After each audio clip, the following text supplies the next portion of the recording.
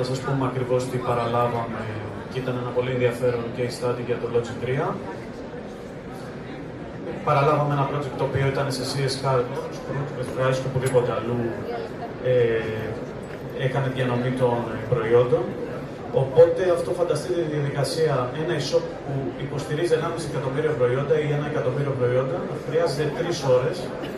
Φανταστείτε ότι κάποια από τα προϊόντα αυτά μπορεί να έχουν εξαντληθεί από τον προμηθευτή και τι φόρτο εργασίας δημιουργούσε αυτή η υποστήριξη αυτού του έργου.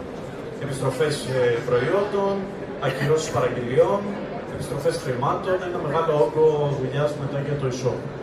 Αυτή είναι η εικόνα που παραλάβαμε και εδώ τώρα θα σας δείξω την τωρινή κατάσταση που τρέχει το project. Αυτή τη στιγμή είναι φορτωμένα περισσότερο από 1,5 εκατομμύριο προϊόντα. Η ενημέρωση του αποθέματος αυτών των προϊόντων γίνεται σε 12 λεπτά. Σερβίρουμε σε 4 marketplaces. Είναι ένα από τα μεγαλύτερα e-shop και στο Scrooge, το συγκεκριμένο. Έχουμε 20 διασυνδέσεις εν ενεργεία με προμηθευτές. 7 λεπτά για τη δημιουργία του XML για 900.000 προϊόντα, ανανέωση και δημιουργία προϊόντων. Και αυτή τη στιγμή το e-shop υποστηρίζει 400 παραγγελίες τη μέρα.